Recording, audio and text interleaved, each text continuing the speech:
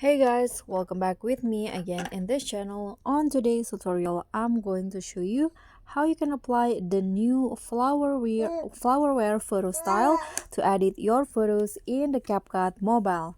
So just add your photos like this into CapCut and then go to effects, click on the photo effects, and here under the AI photo, you'll find the Flowerwear photo style. So just click on that and CapCut will apply it to your photos.